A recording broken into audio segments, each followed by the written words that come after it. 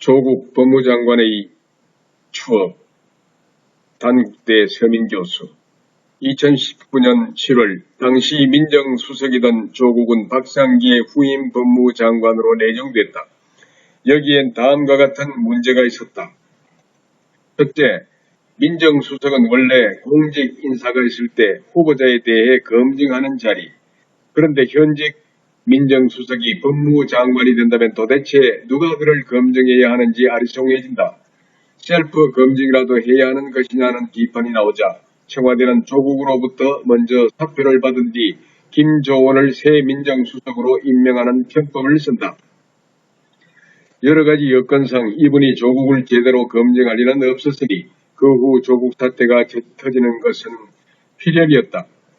둘째, 민정수석이 법무장관으로 직행하는 건 적절한 인사는 아니었다.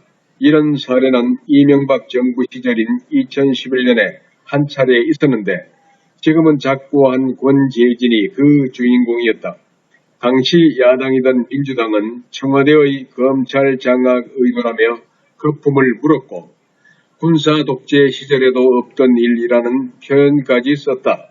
특히 그 시점이 총선을 1년여 앞둔 때라 공정한 선거 관리가 불가능하다며 거세게 반발하기도 했는데 조국이 임명된 2019년 7월이 총선 9개월 전임을 고려하면 그들의 내로남불이 최근 들어 갑자기 생긴 일은 아니었다.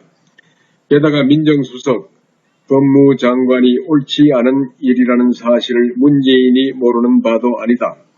2006년 당시 대통령이던 노무현은 민정수석이던 문재인을 법무장관에 기용하려 했지만 야당인 한나라당이 검찰 장악 의도라며 반발하자 뜻을 접은 바 있다. 친구인 노무현이 13년 전 하려다 만 일을 결국 해낸 문재인은 역시 노무현 정신의 계승자답다. 셋째, 조국이 민정수석으로 일을 잘했다면 모르겠지만 그 시절 청와대의 인사검증은 그다지 훌륭하지 않았다. 초대 법무장관 안경환이 낙마한 것을 비롯해 여러 인사 문제가 있었고 지금은 널리 알려졌지만 유재수 전 부시장의 감찰 무마 사건도 있지 않았던가.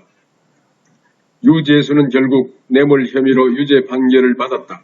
조국이 유일하게 잘한 일은 패북질로 당시 그는 자신의 미래를 모조리 부인할 훗날 조만 대장경으로 명명할 게시물들을 페북에 올리고 있었다. 이런 일을 무리하게 법무장관으로 만드는 것은 차기 대선을 위해 조국에게 스펙을 쌓게 하는 용도 말고는 다른 이유를 찾기 어렵지만 문재인은 8월 9일 조국과 자신을 모두 불행하게 만들 선택을 한다. 물론 문재인은 조국이 장관이 되는 데는 별 걸림돌이 없다고 생각했으리라. 당시 언론들은 조국 청문회의 쟁점이라 봤자 폴리페스 논란과 과거 운동권 경력 정도가 고작일 걸로 봤으며 실제로 과거 운동권 내에서 조국의 이름은 듣보잡이었으니 거기에 낙마할 사유가 될 것 같진 않았다. 이때까지만 해도 이게 낙마할 사유라고 생각하진 않았던 것 같다. 사람들은 사모펀드가 뭔지 잘 몰랐고 자신도 아닌 동생의 위장 이혼이 뭐 그리 중요하겠는가 싶었을 것이다.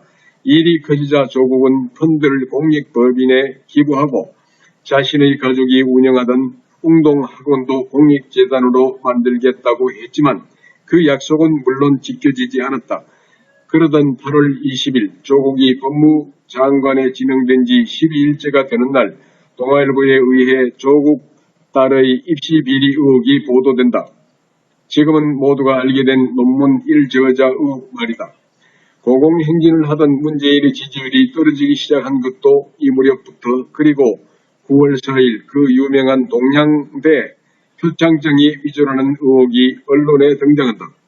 그로부터 이틀 뒤 검찰은 표창장 위조를 이유로 정경심을 기소하면서 조국 사태의 본격적인 무대가 열린다.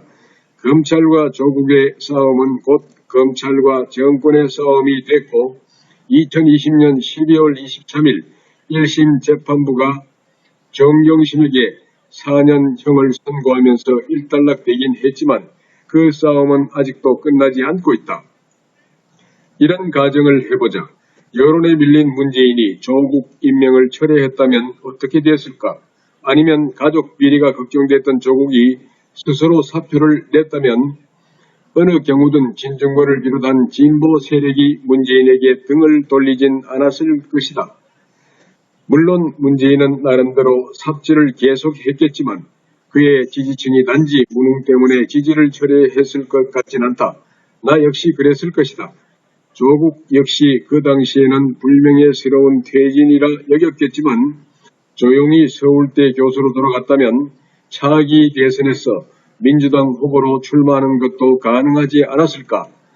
가족 비리가 그토록 많은데 무슨 소리냐고 불쩍 뛰겠지만 윤석열 총장이 임기를 마치고 물러난 뒤의 검찰이 감히 그의 뒤를 캐는 건 쉽지 않을 테고 동아일보 등이 아무리 심층 취재를 한다 해도 높은 지지율이 그 뉴스를 무력화시킬 수도 있다.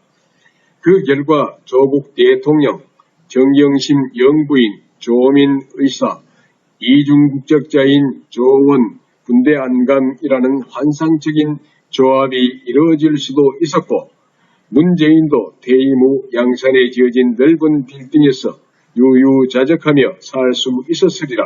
하지만 문재인은 자신의 약점으로 회자되던 똥꼬집을 버리지 못했고 그로 인해 재집권 실패, 문재인 구속, 조국 위선자 낙인, 정경심 구속, 조민 의사 시발, 조원 집단 이 자식은 이 경우에도 군대 안 가겠구나 이라는 조국에겐 우울하지만 정상인에겐 환상의 결과가 만들어질 것 같다.